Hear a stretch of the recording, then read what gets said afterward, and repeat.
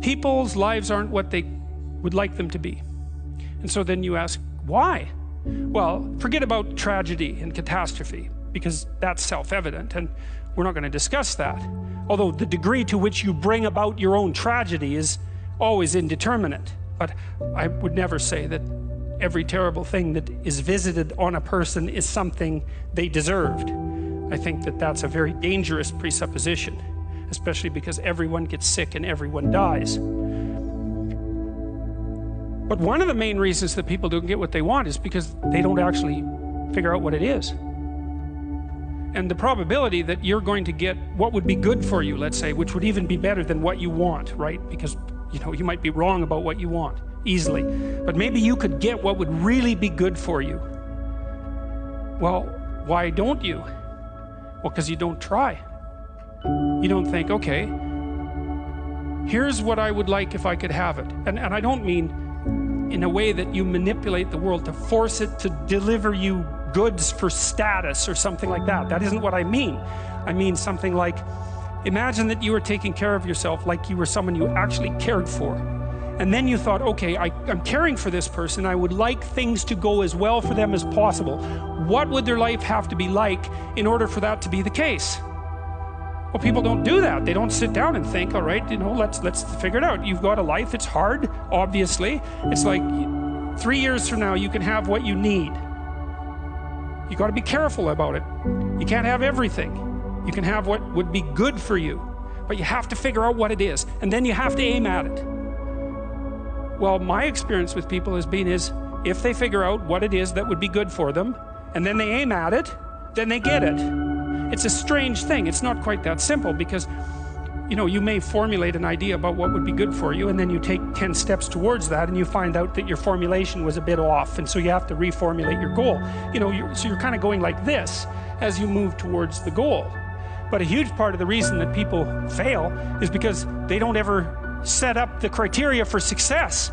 And so, since success is a very narrow line and very unlikely, the probability that you're going to stumble on it randomly is 0. And so there's a proposition here, and the proposition is, if you actually want something, you can have it. Now the question then would be, well, what do you mean by actually want? And the answer is that you reorient your life in every possible way to make the probability that that will occur as certain as possible. And that's a sacrificial idea, right? It's like, you don't get everything, obviously, but maybe you can have what you need. And maybe all you have to do to get it is ask. But the asking isn't a whim or today's wish. It's like, you have to be deadly serious about it. You have to think, okay, like, I'm taking stock of myself. And if I was going to live properly in the world, and I was going to set myself up such that being would justify itself in my estimation, and I don't mean as a harsh judge, exactly what is it that I would aim at? Well, one of the things I found is that, in test of this theory, let's say, sit on your bed one day and ask yourself, what remarkably stupid things am I doing on a regular basis to absolutely screw up my life? And if you actually ask that question, but you have to want to know the answer, right? Because that's actually what asking the question means. It doesn't mean just mouthing the words. It means you have to decide that you want to know. You'll figure that's out so fast it'll make your hair curl. Jung thought about this. He thought that people had 2 poles of consciousness, and one was the individual consciousness that we each identify with, and the other was something he called the self, and the self is the, you might think about it as the divine within. That's a close enough approximation. It's the universal part of your consciousness. It's your conscience. That's another way of thinking about it, whatever your conscience is. But it's something that you can consult. It's like the Socratic daemon. Socrates said that the thing that made him different than everyone else in Greece was that he consulted his daemon, his genius. He asked himself how it was that he should conduct himself in the world, and then he did that, whatever it was. He didn't try to force a solution, you know, he didn't try to force a solution selfishly. He asked, I'm going to manifest myself in the best possible manner in the world. I would like to do that. What would that be? Well, you're perfectly capable of thinking.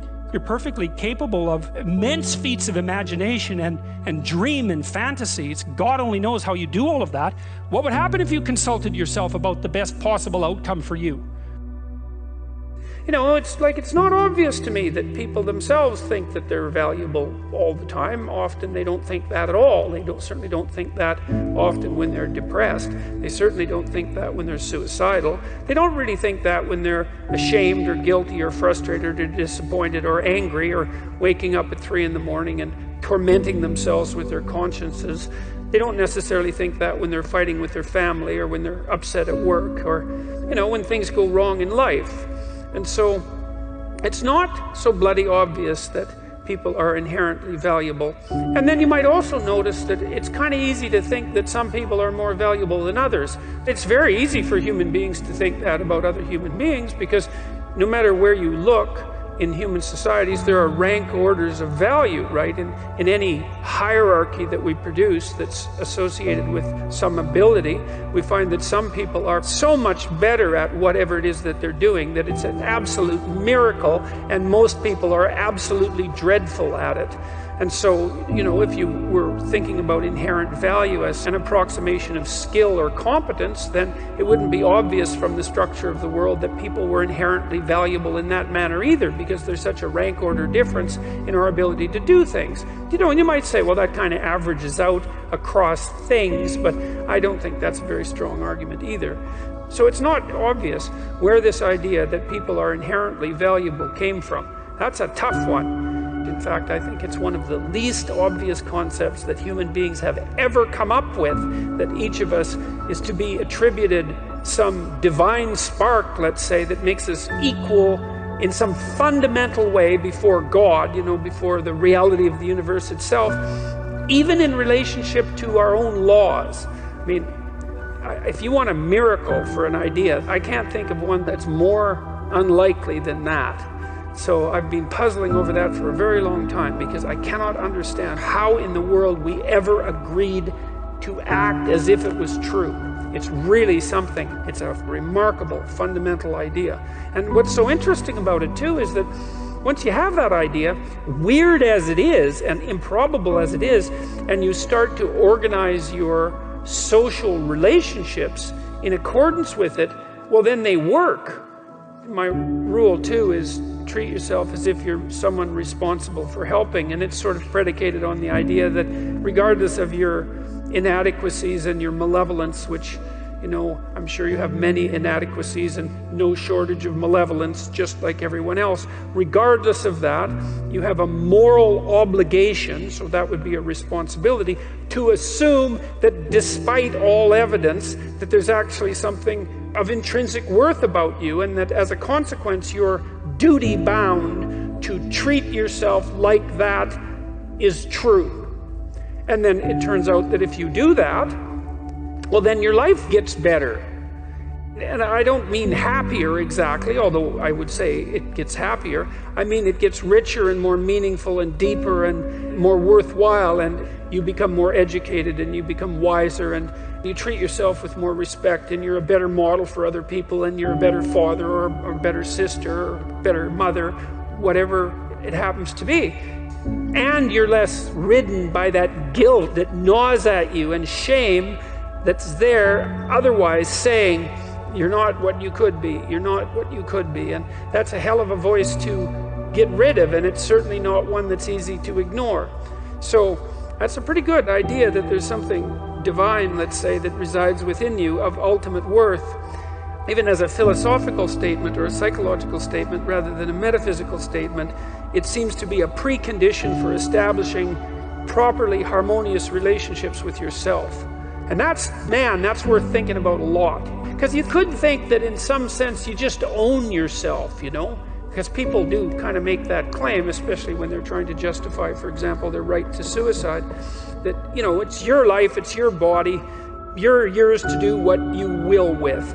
And if that was true, well, then it would seem to me that life would be a lot more straightforward, because you would just tell yourself things that you would instantly obey and believe. So first of all, you'd tell yourself all the things that you were going to do, and then you just run off and do them, which you don't, obviously. because it's much more difficult at that. And then you'd also say, well, enough of the guilt and the shame and the negative emotion and the disillusionment and the vengefulness and all those things that make life hard, the self-recrimination. It's like, what the hell do we need that for? And if we're our masters of our own destiny and owners of our own fate, then why can't we just command to ourselves that be dispensed with? And like, that doesn't work. I've never seen anybody able to do that. I mean, you can fool yourself for very brief periods of time into thinking that that might work, but it doesn't work, and that's strange. And this is one of the reasons I love the psychoanalysts, because they were really the people, apart from the religious types, who figured out that whatever you are, you're not a unitary spirit that's under your own dominion. You know, you're something like a loose unity of a multiplicity of spirits, many of which are doing their own thing, which you're striving to bring into some form of unity. But even that unity isn't something that's under your control in any real sense. It's a unity that has its own nature that you have to exist in relationship to.